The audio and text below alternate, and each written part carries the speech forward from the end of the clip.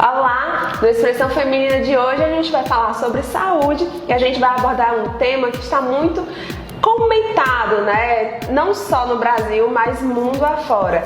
No mês de abril é comemorado o mês de conscientização do autismo. Você sabe o que é o autismo? Sabe como identificar se o seu filho tem as características de uma pessoa autista? Pois hoje a gente vai conversar com a pedagoga, psicopedagoga e neuropsicóloga especialista em autismo, a Samara Ribeiro. Samara, o autismo ele tem, graças a Deus, né, se tornado um tema comum à nossa sociedade, mas infelizmente ainda existe muito preconceito, existem muitas dúvidas também, na verdade. E eu digo muito que essa questão do preconceito ela vem aliada à falta da informação, né? E aí hoje a gente está aqui para trazer todas essas informações. Mas eu acredito que o grande questionamento inicial é porque o número de pessoas autistas tem se tornado tão grande no momento atual que a gente vive hoje. Bom, Rafaela, não é nem a questão de ter aumentado. O autismo sempre existiu. A questão é porque antes ele era caracterizado de outra forma. Então, antes era psicose infantil, esquizofrenia infantil, transtorno degenerativo da infância.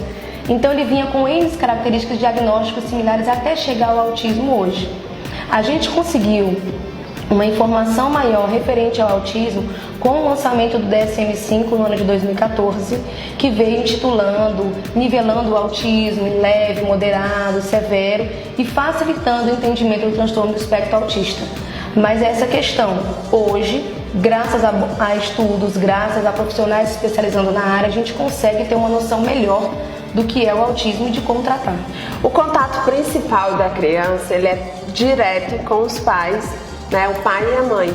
E muitas vezes essa detecção ela tem que acontecer por parte dos pais, né, dos familiares. Quando que o pai deve perceber que o filho está apresentando aquele comportamento de uma pessoa autista? A primeira característica que a gente fala é a limitação na linguagem, né? Então assim, papai, mamãe, que verifica que o seu filho está com atraso de linguagem nos 2 anos de idade, 1 ano e 8 meses, já é o primeiro sinal do autismo. Só que não é só isso.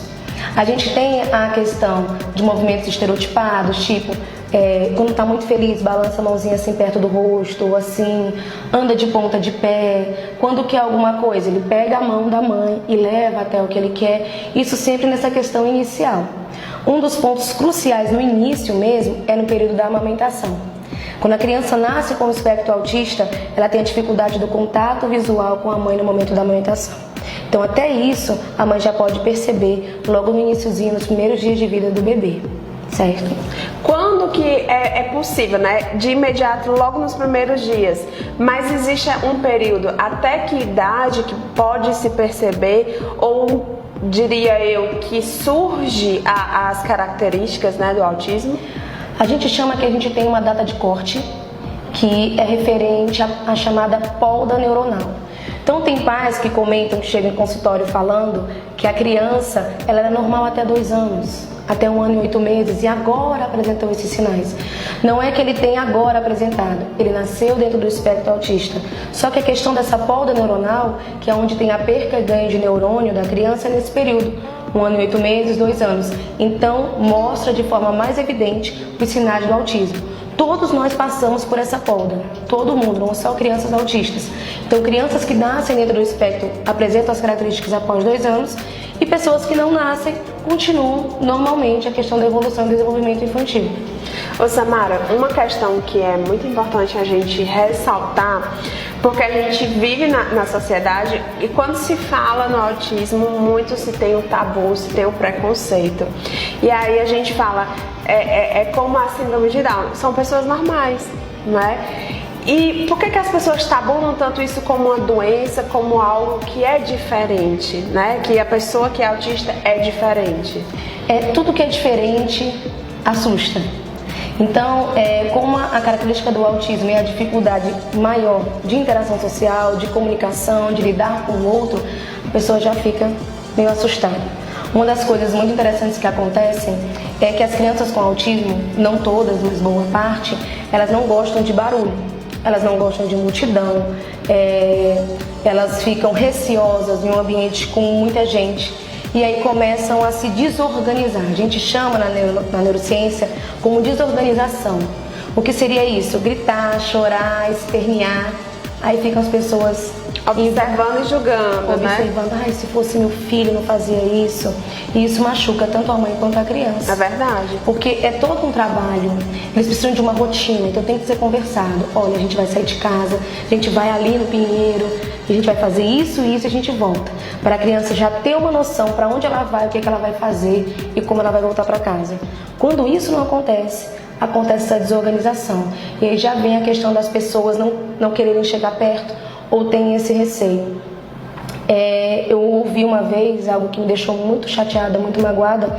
Foi uma pessoa comentando, falando de autismo, até mesmo no ônibus, e disse assim, cuidado, não fica perto de uma criança com autismo porque pega. E eu na mesma hora, acabei me, digamos assim, intrometendo na conversa e dizendo, gente, autismo não pega. E fui explicar, e era senhora.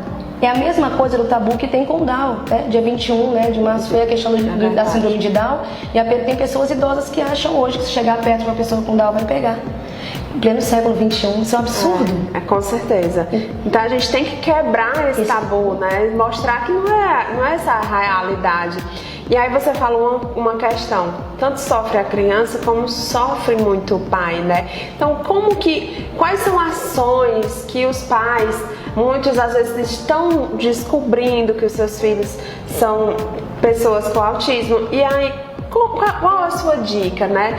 Quais ações que os pais devem fazer para que eles possam levar uma vida mais tranquila nessa rotina nova? Muito, muito importante essa tua pergunta. E o que os pais sofrem mais é a questão do primeiro diagnóstico. E esse primeiro diagnóstico a gente chama de luto do autismo. É um luto para os pais pela questão de que eles idealizaram uma criança e estão recebendo literalmente no papel uma outra criança. Então eles têm que internalizar que aquela criança idolatrada, aquela criança sonhada, dita normal, não está mais ali. Então a gente chama de luto. É morrer o sonho e começar uma esperança maior. E isso é muito difícil para o pai, muito difícil para a mãe. E esse tempo que eles demoram nesse luto, tem pais que recebem o diagnóstico hoje do neurologista e já correm para fazer o acompanhamento da equipe multidisciplinar.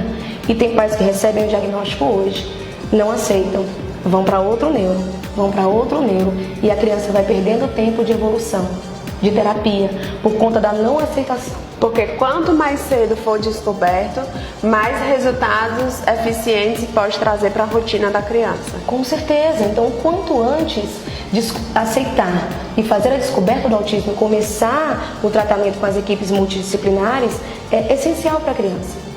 Em 2017 foi aprovada uma lei no qual pediatras já teriam que informar aos pais, com crianças até 18 meses de vida, que eles apresentavam características da questão do autismo.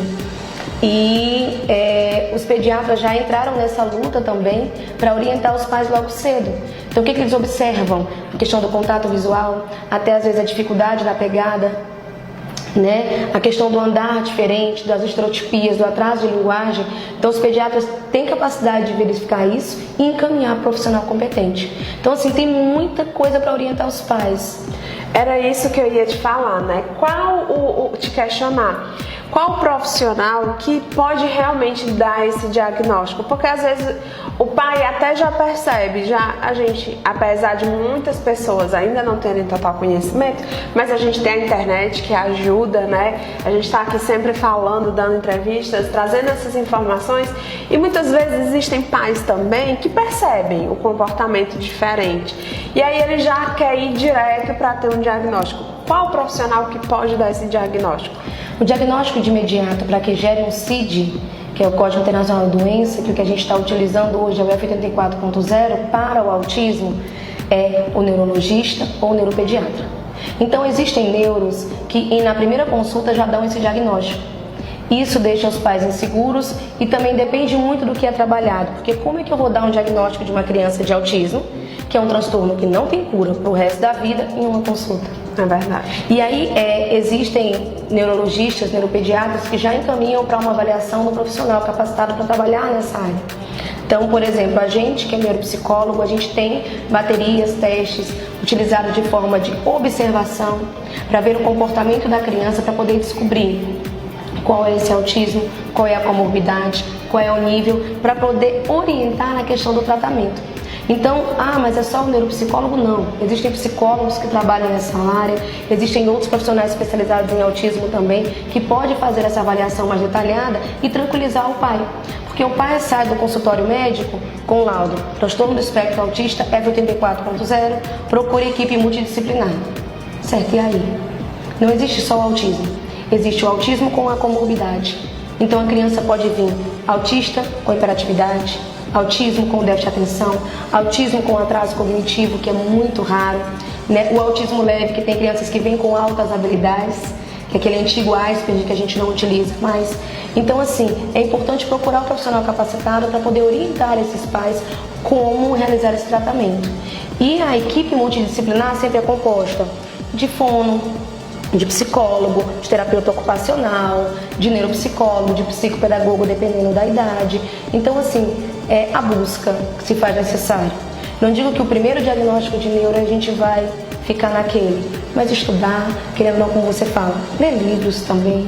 Tem muitos autores falando de autismo. Então, se interessar pela temática, não ficar só naquele primeiro diagnóstico e parar ali. Aí, inclusive, tem um livro muito bom, Rafaela, que é do professor Wilson Cândido, que é Autismo, Azul de Todas as Cores, né, que ele lançou no ano de 2018.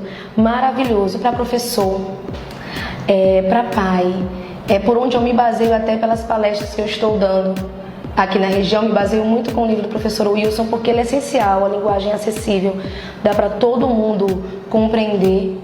Tá, muito bom esse livro, eu gosto. Você falou de quantos pais, tanto aqueles que estão descobrindo agora o diagnóstico, como os que já trabalham e aí abraçaram a causa, né, e levam esse trabalho de amor pelo filho e pela família mundo afora. Eles têm também se trabalhado nas leituras, nos eventos. E como que você está trabalhando esses eventos? São palestras? Como é que funciona? Esse mês aqui, por ser o mês de abril, eu estou levando palestras de 2 horas falando sobre autismo, conscientizando, explicando o que é, dando orientações. Boa parte dessas palestras são gratuitas, né? Eu estou pedindo apenas 1 quilo de alimento para poder ajudar famílias carentes, que a gente sabe que tem gente muito que precisa, né?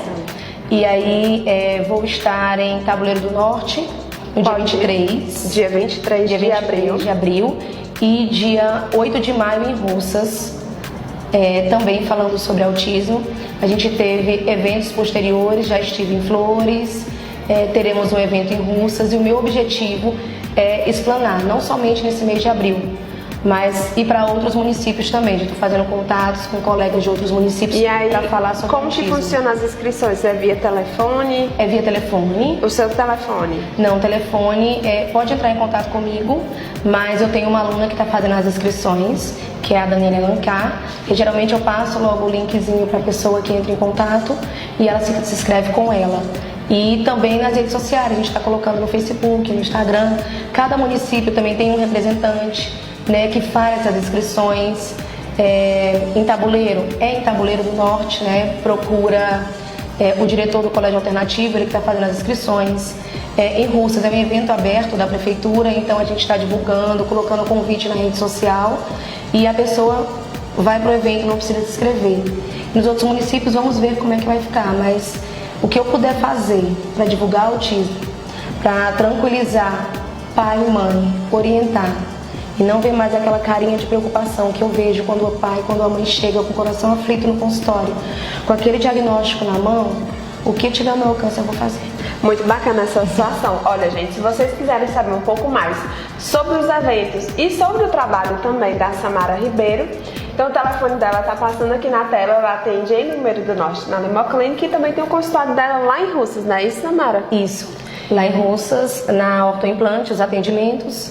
e em Fortaleza, no Centro Médico Empresarial, no bairro de Fátima. Em Jaguarona também. Samara, muito obrigada pela atenção, por você sempre estar aqui nessa parceria, trazendo essas informações, tranquilizando e trazendo alegria para essas famílias, né? Eu que agradeço o convite e espero a próxima entrevista, né? Se Deus quiser.